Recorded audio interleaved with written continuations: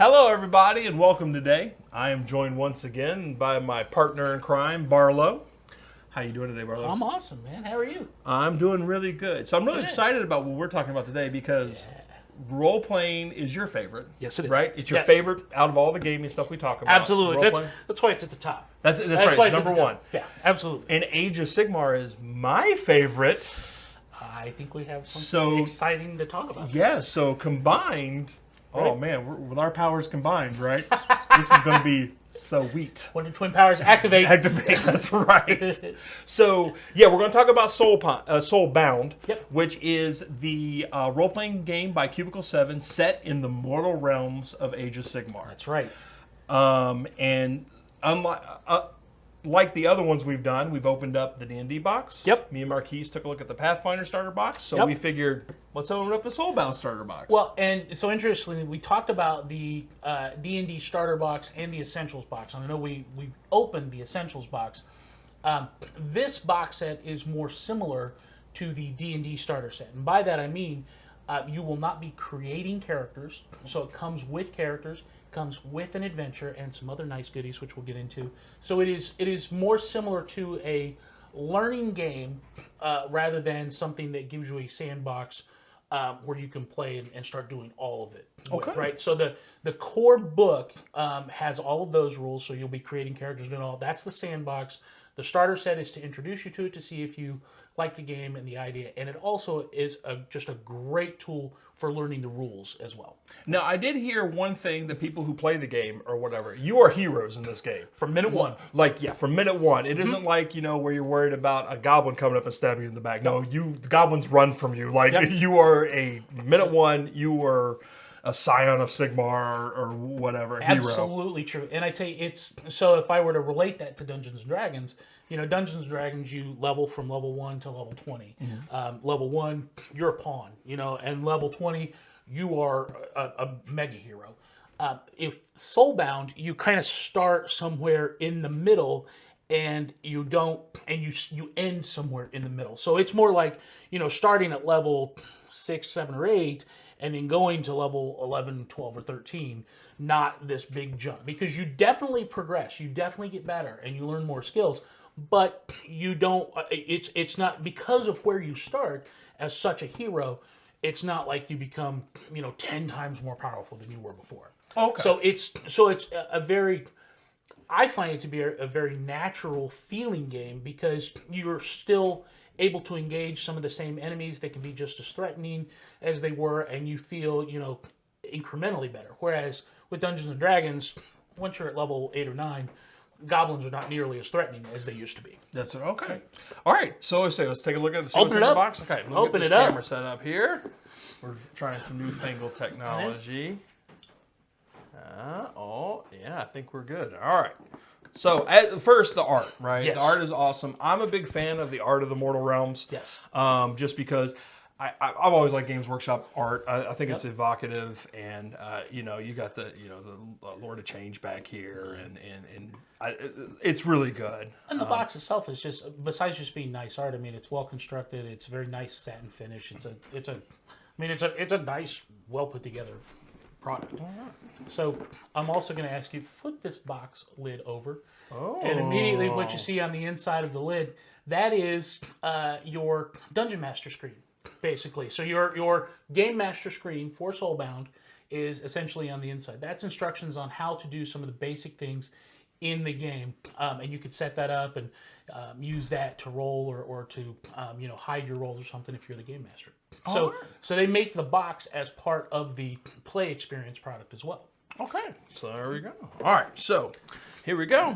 Yep. Let's see, we got some D6s. Now, is the whole game D6 It is. oriented? It is all D6, and it is a pool of dice, but it's not additive. So when you are attempting a test, there is a difficulty and a complexity.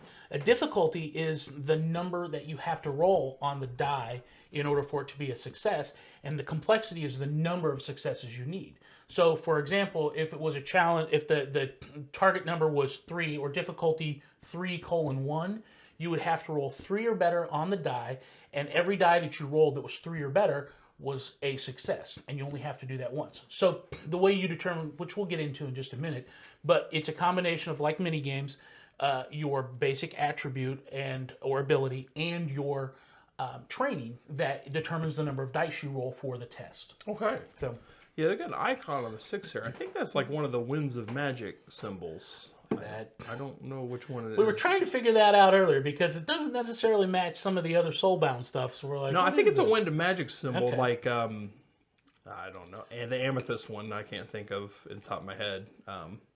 Shaish, I think is the. Oh. Yeah, I think maybe I'm gonna have to Okay. do research on that and find out because now it's a mission. Well, and when you roll 6s, good things happen. So that's why that symbol is 6 on is there. there. Yeah. And the difficulty thing is also nice because it gives the game master multiple ways to accomplish things, right? So if it's a harder thing to do, you can increase the difficulty. And if it's something that may take longer or may require more effort or focus to, like maybe there's several different levels of, if you're picking a lock, a simple lock might have just one level of complexity, but a complex lock may have to go through like several different layers of that lock. So you could add the complexity to that while keeping the difficulty similar. So that I hope that translates well, that you kind of understands. These tokens are for different things that you get to spend throughout the game. The token that is this right here, these are the Doom tokens. Okay. That is spent by the game front and master. back, yeah. Yep, that is spent by the game master to add challenges to the players. This is metal. Metal is something that you can spend and it replenishes every round. So if you're a player character, you can spend metal to improve your ability, improve something that you've done, or you can spend it to take another action. So that's a very nice That's a thing. good one, yeah. And then this is Soulfire, which is a resource that is used by the entire group. Because you're all soul bound, Yes, that's hence right. the name of the game. That's right. Everybody in the game, every player in the game is a soul-bound. So your group is called your binding, and every member is bound to that group, with the exception of the Stormcast. So you can play a Stormcast character, but they're not part of the They're part of the binding, but they're not soul-bound, right? So the way that you calculate Soulfire is based on the number of soul-bound characters in the party. So if you have 4, non-Stormcast plus 1 Stormcast, despite the fact that you have 5 members of the party, only 4 there's only 4. So that's right. That is Because exactly. the Stormcast is a hero, all right, in its own right. So. Exactly. Yeah. It's well, and from the lore also, they don't have, they're tied differently. So Okay, so it says, read this first. Prepare is- to begin your perilous adventure in the Mortal Realms. Let's see. again, nice thick paper, good quality. So this is like a little descriptor of what Soulbound is? Yep, and it's also an introduction to role playing because remember the whole concept of this is let's really introduce the concept of role playing. Let's introduce Age of Sigmar. Let's introduce the Mortal Realms and how this was. I think you have to have some familiarity with at least Age of Sigmar to really be able to play this game well to understand it. But even if maybe you've just played Age of Sigmar, the miniatures game. So, well, I'd like to play a role-playing game. This is a great place to start, and this will help you get there. I'd say it looks like it's got a couple of expansions. And they've had more expansions since the release that have come, yes. right? There's like an undead one. I Yes. think there's the one's coming too. Oh, there's something on the back here. Yep. So this is your... That is the GM's sheet. Oh, the So- GM sheet. Okay. So you've got your pool. This is the pool that you have for how much Soulfire. These are the groups or the names of the binding. It's got instructions on how to accomplish, using Soulfire, things like this. And this is just notes that you Just notes that you write to take. down. That's right. Okay. Yeah. And you also keep your Doom pool on that as well. All right, so this must be the These are character sheets. character sheets. Okay, so... And there are 5. Oh, there's 5. So how many are in here? There's 5. Okay, we'll see. So we'll go through here and take a look and see. There's Celsior War Priest. Yep. Was that Zan Birmir? Jirak, a Kurnoth Hunter. Emrin Sealgare, Ishran Tidecaster. Malgra Dannison, a Skyrigger, so if you want to be a flying dwarf. And Air then dwarf. who everyone should be, Vel Artorius, the Knight Quester. So this is who I will right. be playing. That's right. But we'll open up the sheet here. So, like I was saying, you're not going to be creating characters. You're going to be choosing one of these 5 characters. But as you can tell from the character sheet, you can still advance. So you'll be able to advance your character as you go, and it talks about that. in here, in the character sheet, obviously there's a description of your character background. It's so that you can jump right into the game. I love it says underage, apparent age, 30s. And then she is 7'5". Yes, because she's Stormcast. She's a Stormcast. Yes. Right. Then it's got obviously your full character sheet, which is again nice because your character sheet is really just a single page in this, right? I mean, you've got this thing opens up, but you've got all the information that you need to play your character on one single page. Okay, so is there generic character sheets in here too? No, or, okay, because you're not. I don't want to spoil it. Because you're not creating characters. So is the character sheet just this? Like, if you're creating a character from scratch? Because I'm a sucker for clean and simple character sheets, right? Like that's exactly what it is. So yeah, you like can download one side. Yep, you can download it from their website. You can get the character sheet, and if you have the Soulbound core book, you can build your own character with the rules there from that as well. It's got some quotes, famous quotes. All I need is Sigmar's strength, and I can accomplish anything. Isn't that so true, Val?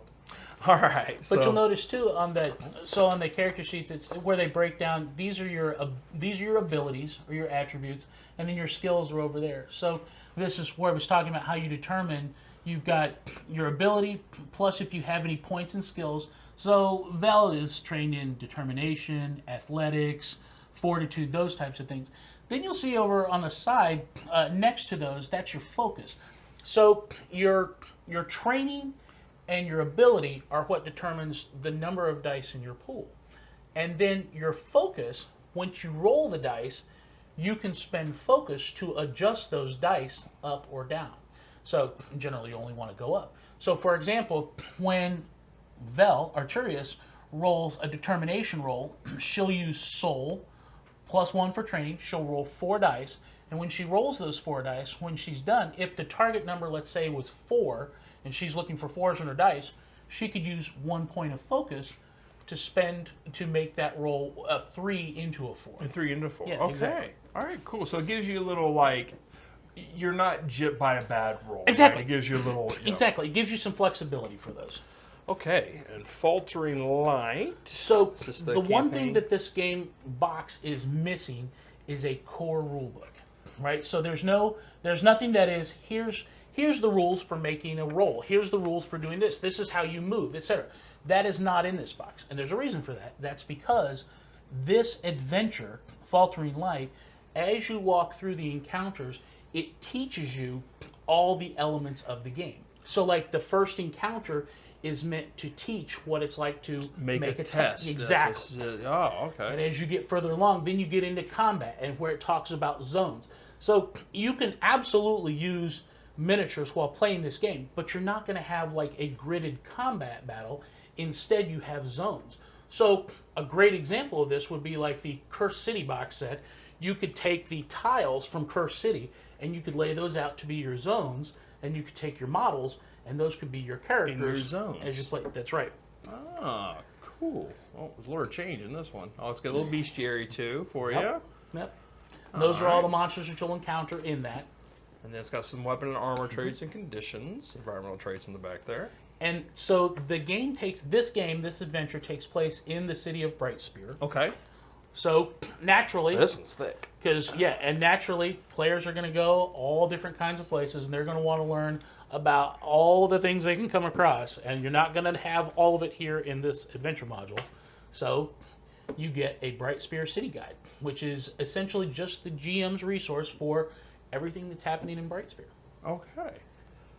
That's really cool. They go into it about Brightspear. Yeah. There's the Undercity of it, and Asperia. That's supposed to be the realm. Is it in the realm of Akshi? Is that where this? Okay. That's right.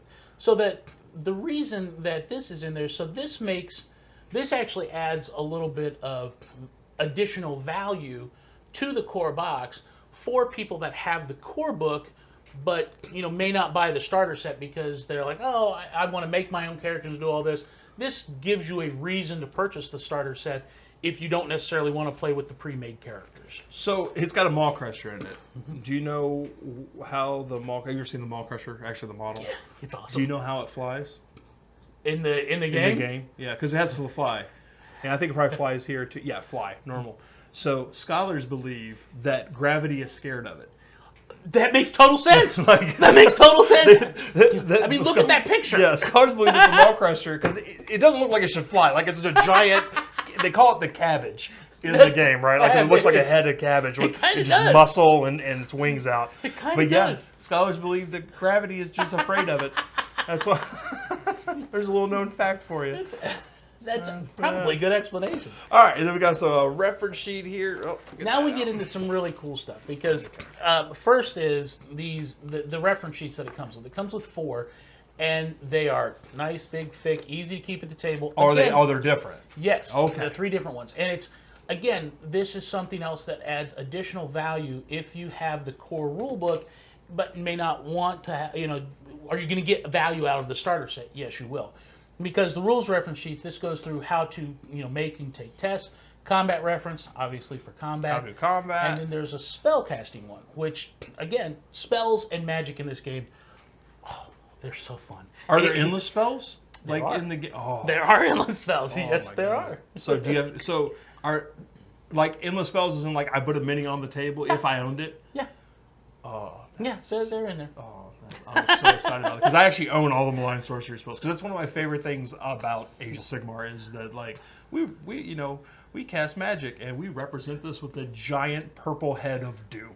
Well, for the most part, if it's in Age of Sigmar, it's going to be in Soulbound. Oh, nice. Yep. That's nice. So yeah, there are. Right. See, Oh, look it's right Burning there. Head. That's a good looking spell too. Now, they're not easy, and they're dangerous. So like this one, look, so for example, if you look at the Burning Head, look at its difficulty number. It's 6:11. That means you have to roll the dice, so it's a continued, you will go over time. And when you roll your spellcasting ability, only 6s count as successes. And you have to equal 11. And you have to have 11 of them. Yes. So in order to cast it, it may take you multiple turns to cast it. And then once you cast it, there's a description on how to control it as well. And then it's permanent is the duration. Right. So you cast on the table. That's right. Oh, that's exciting. So it's hard to control as well. Right, and then they've got a nice little map of Bright Spear and I believe it's Asperia on the other side, I think. Let's see. Oh, yeah. Right. There we go. So that's actually, that gives you... It's really nice color, like colors on this and stuff. Yep. I don't know how to feel about this map, though, because it's kind of just like... It's kind of boring. Well, yeah, it is kind of boring, right? Because it's just like... It's like circle, and it's got like little, like broken, looks like a stained glass window, right? With all the, and then it's got color. Those are supposed to be the streets, but yeah, it's not like in other role playing games where it's like here's the Boar Tavern Inn, or here's the right.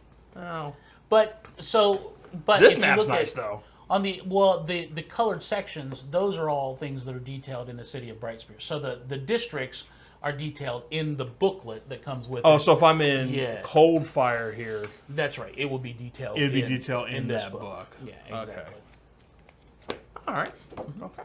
And then it looks like an advert. And hold on, is there something we can give away? Oh, no, sorry, guys. There's no... Well, no, it's on the... I think on the other... No, there isn't on the other There's side. no scannable code on this. Darn it. I'm sorry. So none of that. And then you've got a nice big map of the Great Parch. Of the Great Parch, yeah, from Akshi. That is pretty cool. It shows you all the cities, including the Seeds of Hope there, and Hammerhall, the best. One thing I want to note too is so when you may see the dice on this video, and it may look like they are not engraved, that they're printed dice. They are actually engraved dice. So one of the things that I'm just kind of picky this way, I don't like printed dice because the print tends to rub off of them. Yeah. I like engraved dice, and these are absolutely engraved dice. You'll look at it and you're like, well, this doesn't necessarily look like it, but I don't know if I can get the light to shine as well, so you can kind of see that. But they're absolutely engraved, so you're getting good quality stuff too. I get a big. Yeah, there we go. Yeah. That's cool. Well, that is a cool box. Now, would you say this is a good starting point, right? Absolutely. Okay. And Absolutely. you don't need to buy the core, because there is a core rulebook for the game. That's right. Initially. That's right. Like, initially you do want it, because who doesn't want to create their own characters, right? Yeah. Well, and you're gonna play through this, and once you play the Faltering Light module, which is several play sessions, it's not a single play session, then you'll have a good feel for, do I like this game or not? And if you do, you can even continue playing those same characters with the core rule book if you get that to advance. Or you don't even have to do that. You can just you can make your own characters out. Yeah, now I have the core rule book, but like, is this the only 5 races you can be, or is there more in the core there's more. rule book? There are more in the core rulebook. There absolutely are. There's a very big list actually in the core rulebook, and there are expansions that are coming out all the time that add different races. So you can add, like for example, Champions of Death is one that was most recently announced, and that allows you to be a character from the Death group. So you could play like So you can have like a grave guard running around with exactly Night Haunt. And they're part of your Soulbound group, the Binding or whatever. Yeah, that's why they're making additions. They're making. Explain that. I can't wait for the book. That's right. I can't wait for the book. They're going to explain it in the book, Sean. I can't wait. I'm excited. All right. So yeah, if you are interested in picking up Soulbound, please check your friendly local game store first. If that's right, FLGS. If they don't have it, you're welcome to check out the link below. Also, please, if you enjoyed this video, please leave a like and subscribe. It really does help our channel grow, and that's what we're trying to do, right? That's right. Grow the channel. Absolutely. And like always, Barlow, thank you so much for coming by and My going pleasure. over this. Maybe we should do Curse City with Soulbound. Like a play session of Curse City? Yeah, like actually do a role-playing Curse City Yeah. with Soulbound, right? Because You tell me when. Because we're gonna put those minis to use, right? Like the minis and the tiles, like you said. Because you gave me the idea when you said tiles on the table, Right. for the zones. That would... So, yes, Curse City is the nicest set of models that GW has done. So we can put them to use. And I would love to be able to put them on the table for an actual game, because the game of Curse City...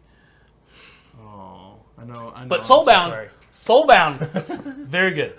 All right, y'all. Thank you so much for coming out. We really do appreciate it. And y'all have a great one now. We'll see you.